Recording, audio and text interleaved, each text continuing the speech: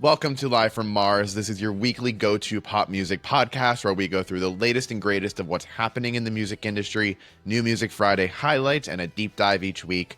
My name is Alex. You may know me as Mars from TikTok, Instagram, YouTube, this podcast, hopefully, fingers crossed. It's been a crazy last few days in the music world. This was one of the best New Music Fridays that I can remember in at least a month plus. Taylor Swift officially owns her first 6 albums for the first time ever by buying her masters. That is going to be our special deep dive of the week. This is a milestone, historic moment in Taylor's fight to reclaim her work. We have so much to talk about how much the deal is estimated to be worth, how it's rumored to have gone down, what it means for the future of Taylor's versions, and how this all really came to be based on what we can figure out. We also have a brand new album from Miley Cyrus called Something Beautiful that I've been talking about each week. The album is finally here. I got to hear it a few weeks ago at a Spotify fan event, and I just have been desperately waiting for it to come out so that way everyone else can experience how incredible this project is.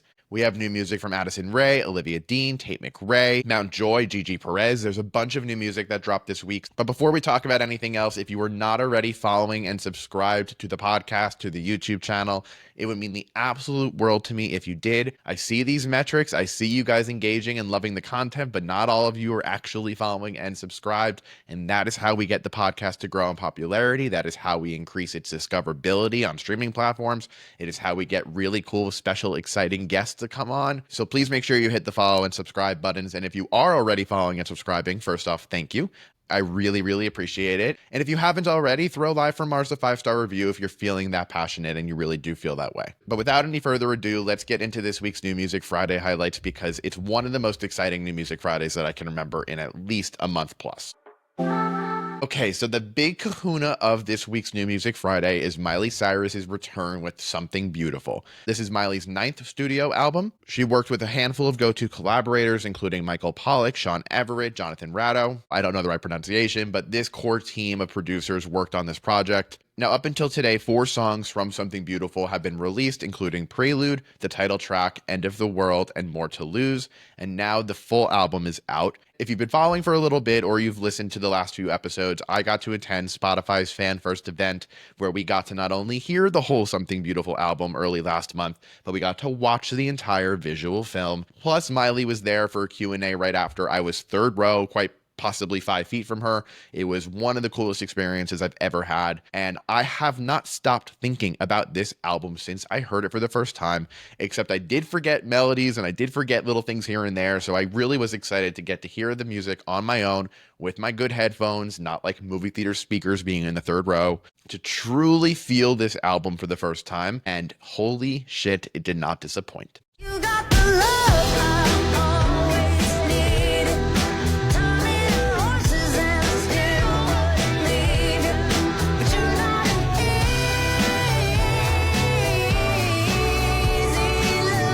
So Something Beautiful comes after Miley released in 2023 her album Endless Summer Vacation. That is the album that holds the keys to Flowers, which is Miley's biggest hit to date. It is her song to win Record of the Year at the Grammys. And the rest of the album had some moments that I did enjoy a lot, including Jaded, Rose-Colored Lenses, Handstand, Violet Chemistry, Island. There were moments on the album that definitely felt weaker, that didn't feel like they necessarily added to the story. Sonically weren't so strong either. It was a little bit of a disappointment, especially coming after Miss Plastic Hearts. If you're watching the video, it's to my right. That's my record of it. Plastic Hearts had been my go-to answer as to what Miley Cyrus's best album to date was, until Something Beautiful came out. I posted my full in-depth review of the album on Friday on TikTok and Instagram. I posted my full reaction to every song on the album, aside from the interludes, on YouTube, so you can check those out if you're interested. But just to kind of summarize where I'm at with this project, this is without a doubt Miley's boldest, most artistic, most experimental move yet, and I know that's crazy to say when there's an album like Miley Cyrus and Her Dead Pets that exists. In my mind, it doesn't like fully live in the same world as the rest of her studio discography just because it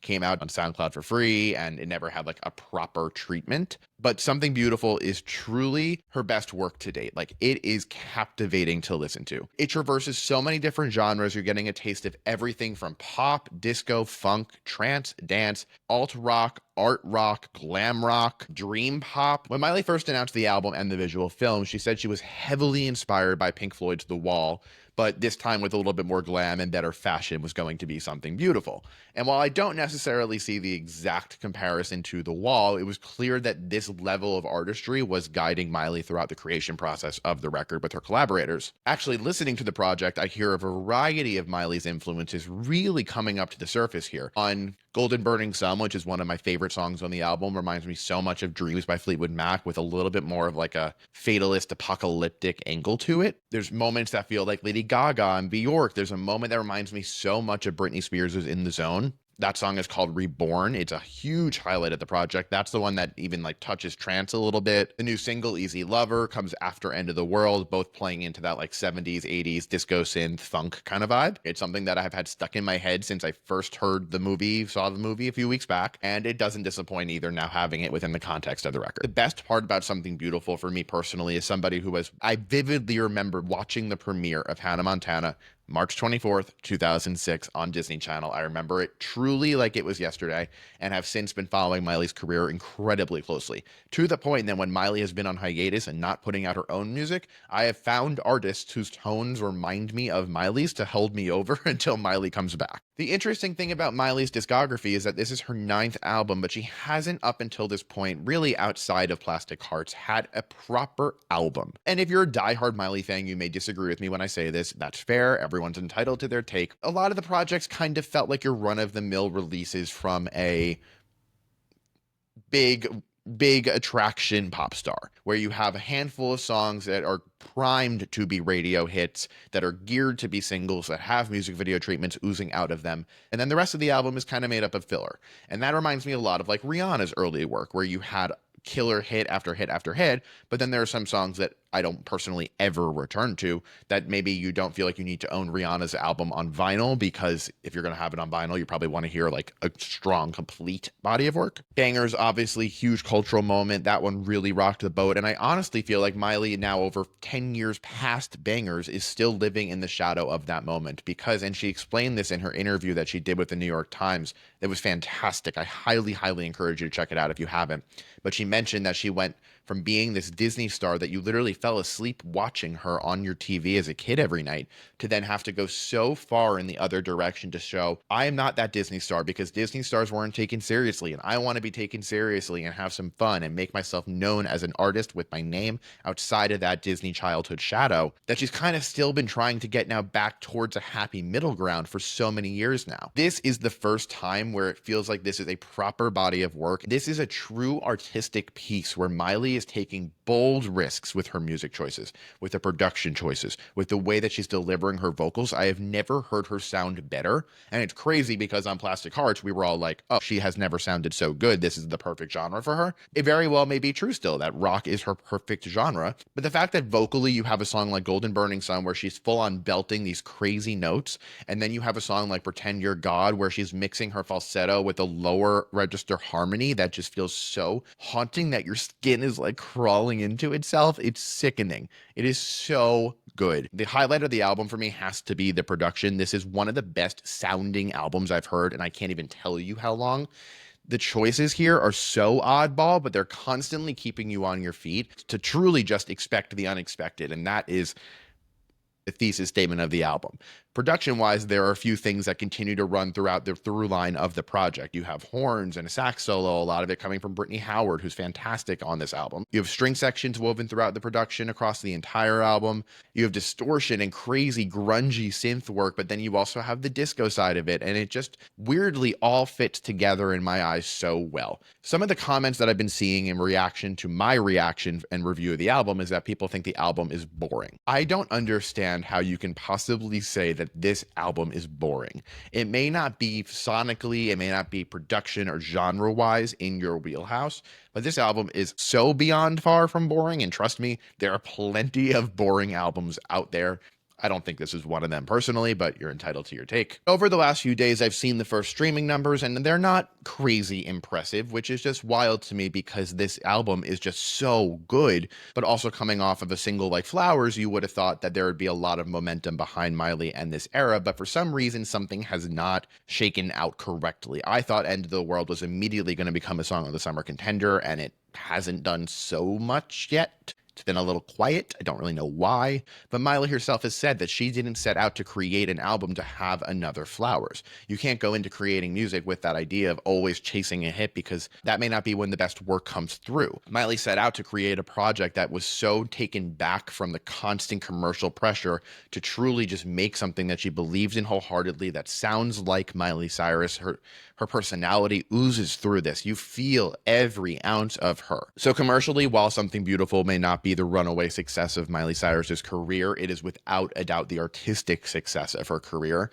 I truly hope that when it comes time for Grammy nominations, that Something Beautiful is in contention for Album of the Year, Engineered Album, because it deserves this spotlight. It's a truly wild roller coaster ride that I never ever want to get off of. 3 songs that I want to put you onto from the project, my favorite of which has to be Pretend You're God right now, which is ironically, when I was first listening back, the one song that I did not remember anything from the listening event a few weeks ago. And I was so beyond blown away by the production and how just skittish and experimental, and the drums on Pretend You're God are sickening. There's a moment right around 3 minutes and 15 seconds where it just completely dissolves into itself and Miley takes it to the level that I never thought it would. It is unbelievable. Quite possibly a top 3 song she's ever made. The other 2 songs I want to put you onto are Golden Burning Sun. That one has been stuck in my head. The melody when she sings Surrender, and you'll know when you hear it, has been stuck on loop in my brain. I've been waking up early the last 3 mornings without any reason. I just keep getting up at 6 and then can't fall back asleep. And all I'm hearing in my head as I'm trying to go back to sleep is surrender. Over and over and over again. And I can't even be mad about it because it's so good. So Golden Burning Sun is number 2. And then number 3, for number 3, I'm actually going to give 2 options, which is cheating, but it's my game. It's my podcast, so I can do what I want. But if you have not already heard the title track, Something Beautiful, I still think this is a top tier song on the project. It starts off cool and jazzy and sexy and laid back and mysterious. And then it completely twists into this psychedelic rock masterpiece. And I don't want to spoil anything else because it is unbelievable. That will probably be in the top 10 songs for 2025 for me. And then the other option is if you have already heard the title track, my other favorite right now is Reborn. And that is the one that reminds me of Breathe on Me in the Zone era Britney with a little bit of trance and Madonna and Kylie. There's something there that feels euphoric. But if you have already listened to Something Beautiful, drop a comment. Let me know what your top 3 songs are. I'm curious to know if what I'm thinking the best are matches what you guys are thinking, if I'm completely off or we're all similar. It's interesting to me. So please share. And let's get into Addison Rae. Yes, Addison Rae. I've spoken about her a few times. I've been posting about her on my socials because never did I ever think that I would be sitting here talking about how excited I am to hear Addison Rae's debut album drop on Friday. On Friday. I can't believe it. Before we get into it any further, here's a quick snippet of Addison's new single, Fame is a Gun.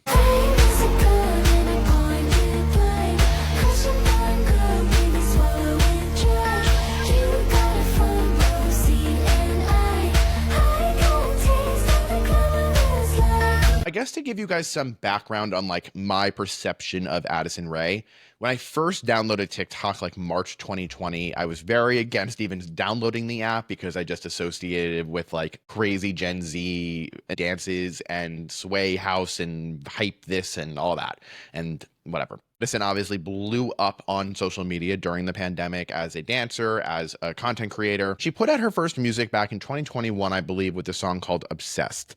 And it's not great. It's not a great song. She ended up releasing an EP called AR, the home of the song To Die For, the number 2, Die, and the number 4.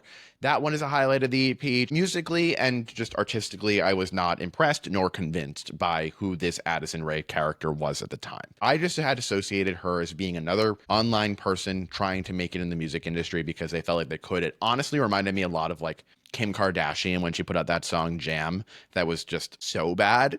It felt like that. And I hadn't really understood who Addison was as a person, as an artist, until Diet Pepsi came out. Right before the timing of Diet Pepsi, you started to see a very clear demarcation in Addison's image, in her persona on social media, taking a step back from TikTok and the dances and all the trends, but instead was kind of shifting into a form that closely resembled Charlie XCX meets Britney Spears. And it's a very interesting intersection. She ended up working with Charlie on the Von Dutch remix off of Brat. Great moment on the album. That scream is one of the more underratedly iconic moments of the 2020s in music.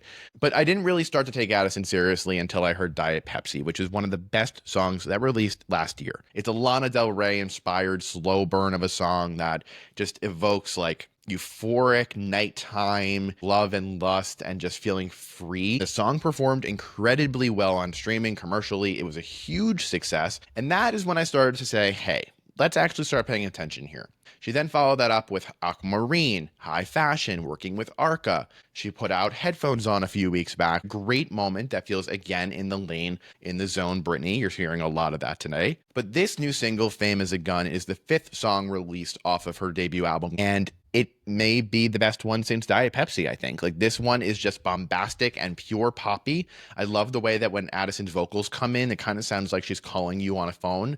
It feels very conversational. The wordplay here and Addison's vocal delivery is really enticing. It draws you in like a mouse to cheese, literally. Like, I can't even think of another analogy because I'm just so dumbfounded that I'm talking about an Addison Rae song in this much critical detail, but I'm so happy about it. The song is a commentary on fame, obviously by the name you can tell that. She worked again with producers Luca and Elvira. They're the two who have worked with Addison on the entire project, and Addison actually sat down for an interview on the New York Times podcast called Popcast. It is my favorite podcast. I've been listening to it for 5, 6, 7 years now, I think, however long it's been going on, pretty much.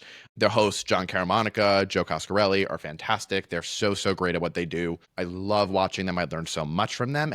And watching Addison on Popcast, talking to John and Joe, who are experts in the music commentary space, finally got rid of that last little bit of guardrail that was up, took off the bumpers of the bowling alley lane, per se, of Addison musically in my brain, because she sat down for an hour and was so confident in her responses, explaining how she came to be at this point in her career, how she always wanted to be a performer, how she always loved dance, how she always loved music, talking about the music that she grew up on being so diverse and like old classics. She mentioned how when she was creating content on TikTok and going viral, she purposely would game the system by choosing songs that were trending and then performing to those songs to gain more followers, but they didn't necessarily reflect her own music taste.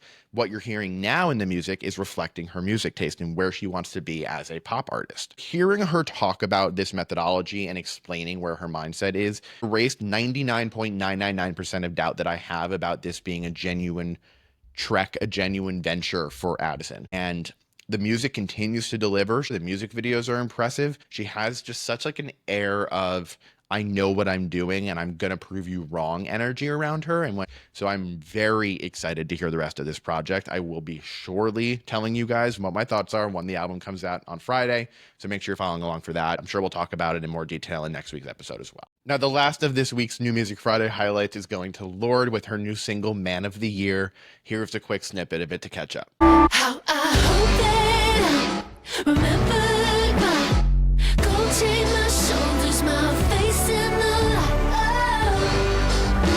I didn't think he'd appear. Let's hear it for the man of the year.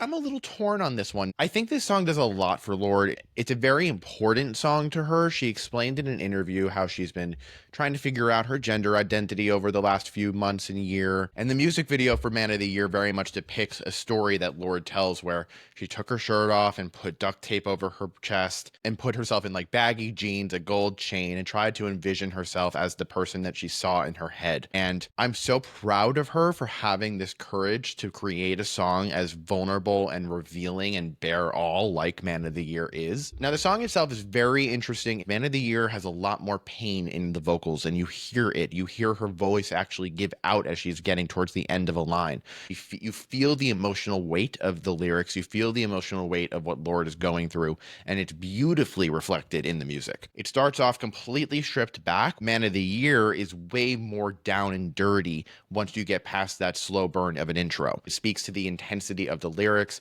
So I really love the juxtaposition of the calm and then the crazy, kind of how Miley's song Something Beautiful works, where it's calm, jazzy, and then big, bold, scary. The issue that I have with Man of the Year is that right when it's finally getting to this big cathartic release where it's building and building and building, it stops. It just stops. So I'm hoping that it just immediately jumps into track 5 because the cutoff is pretty stark. I just hope that it picks up when the album comes out, and that's dropping June 27th. But that is our New Music Friday rundown of the week. Let's get into the biggest music news story of the possible year. Let's get into the deep dive for today's episode of Live from Mars. It is Taylor Swift buying back her masters of the first 6 albums.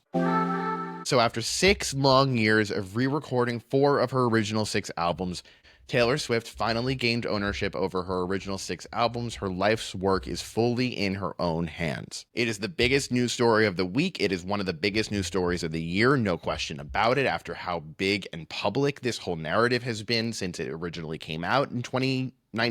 Taylor posted a whole letter on her website explaining how she was able to buy back her first 6 albums, the deep gratitude that she has for Shamrock Capital, who she bought her original 6 albums back from, but more importantly, the fans for their undying support throughout the re-recording era through the Eras tour, which both allowed her to buy back these original 6 recordings. I want to go into all the details from the letter, what it means for the remaining Taylor's versions, but let's go back in time a little bit to give some backstory if you happen to not be as deeply ingrained in this story as myself and some others may be. So back in 2005, Taylor Swift signed to Big Machine Records, a primarily country music label. The head of Big Machine Records was Scott Borchetta, who became a longtime ally and close confidant of Taylor throughout her early career. And when Taylor signed to Big Machine in 2005, she agreed to a 6-album deal where she would record 6 albums for them, and the label would own the master recordings of these songs. So let's pause there and talk about what the master recording means. What is a master recording versus a publishing deal?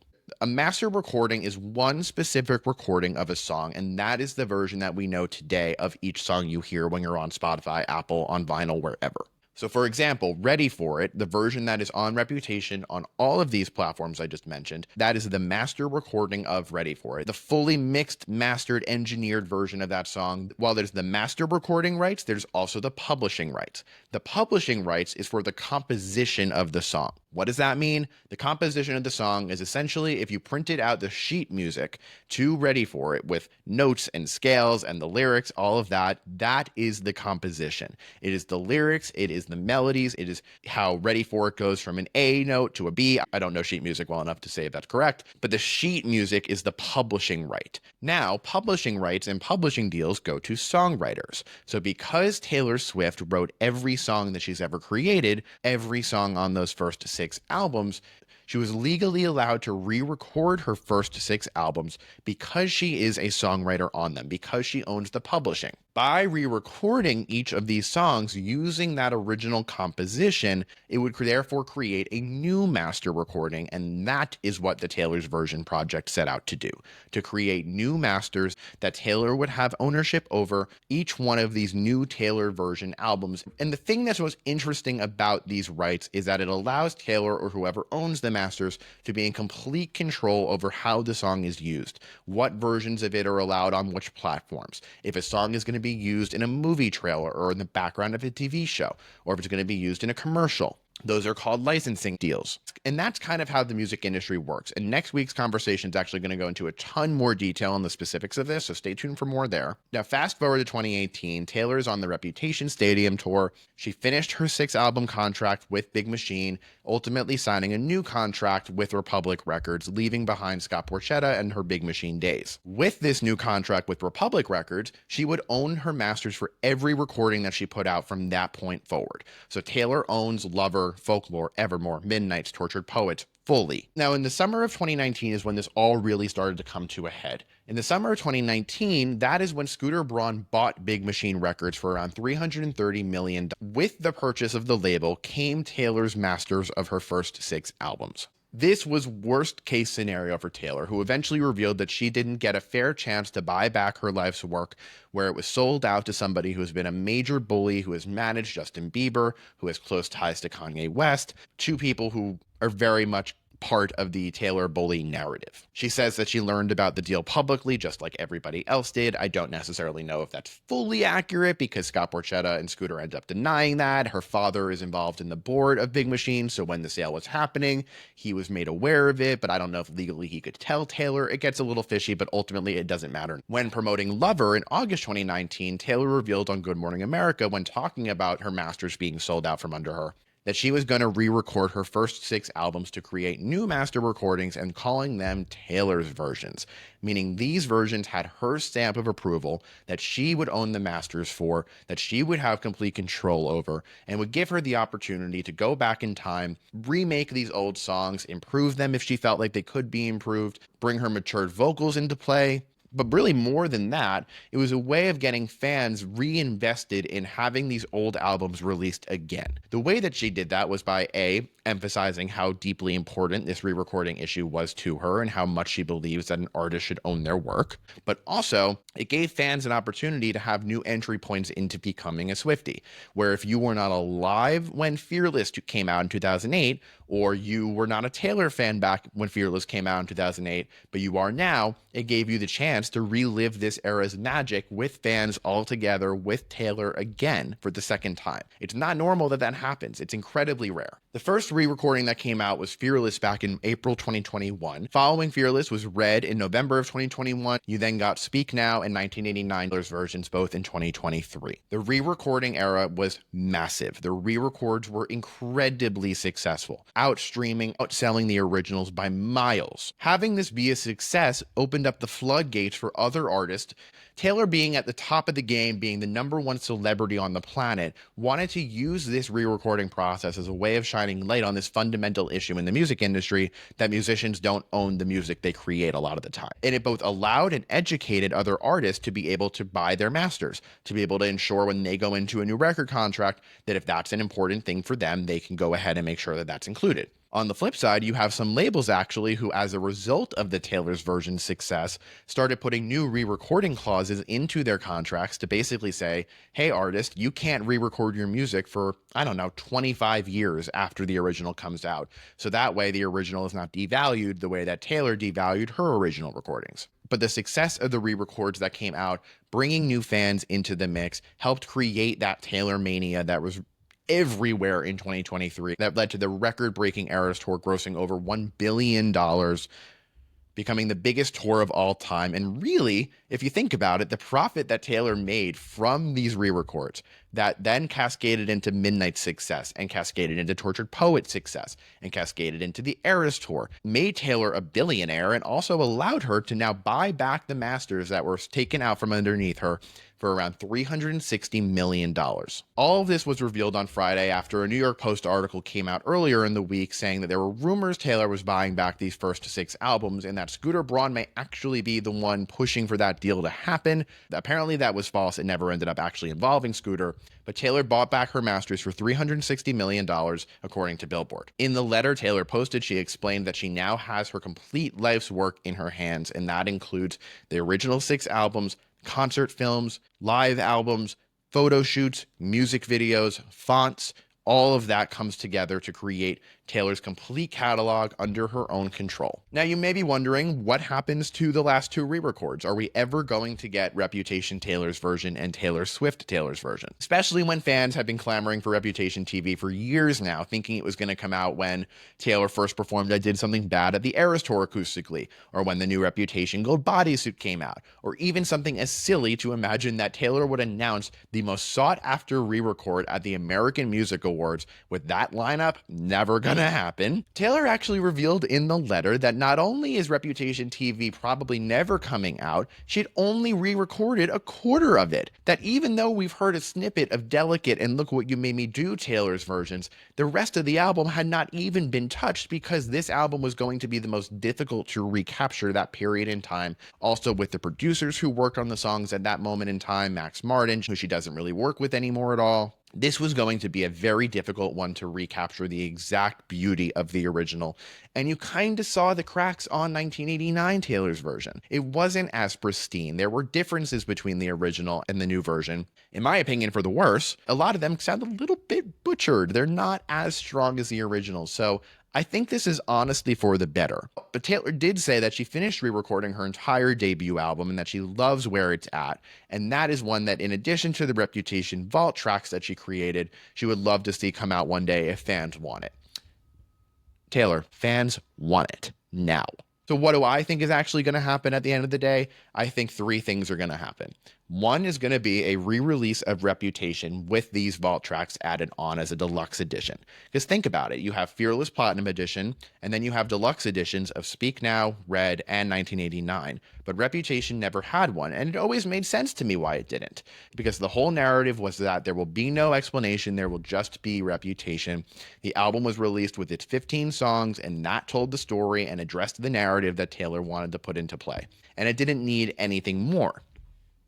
But now with these vault songs existing, this seems like a great opportunity to re-release Reputation, bring out the vault tracks that apparently are, quote, fire, according to an interview from 2023, I believe, as a way of thanking fans for their longtime commitment to supporting the Taylor's versions and seeing this project come through at the end. Now with Taylor Swift Taylor's version, because it's already finished, I can see in October 2026 her releasing the 20-year anniversary edition of Taylor Swift. And I think this one has way more to gain than a Reputation Taylor's version ever would, because her vocals are so different on her debut album from when she was 16, 17 versus now at 35, 36. This feels like the time to put it out to show how her voice has strengthened and matured over the years, to shine a light on how well written these songs are for a teenager and even for today's standards, but with her new voice to bring light to them. I said there were three things. The third thing is that I think we're going to get TS12 within the next 4 to 6 months. Truly, I think we'll have TS12 by the end of 2025. She's been teasing 12s all over the place. She's been wearing earrings that have 12 stones in them. In her letter that she posted on her site, the word "this" has 12 eyes in it. She posted an Instagram story promoting Selena Gomez's album when it dropped that had 12 of the same letter in it, or 12 of an emoji in it. And these are the kind of Easter eggs that Taylor plants. Not some crazy mathematical equation where days end up dividing and multiplying to create an equation that leads to a day that someone said makes sense.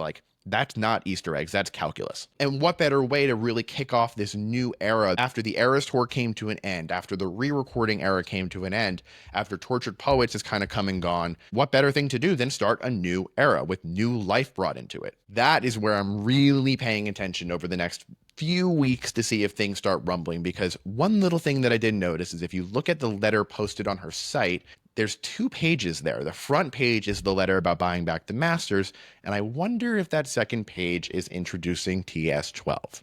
That's just a theory I have, but I'm very curious to know what you guys think about it. This is an incredibly big story. This is something that is incredibly important to both me, to Taylor, to the fans, to pop music. It's something that we will probably continue to see the impact of for years and years and years to come. If you have questions, sound off, let me know, because I sure have a lot of them still, and we can engage together to work through them. But I'm really curious to know which original versions you're going to go back to instead of the re-records, because let's be real, not all of the re-records are good, especially 1989. I think Fearless and Red were big improvements. Speak Now was a decent improvement, not every song. Obviously, there's some that just were not touched well.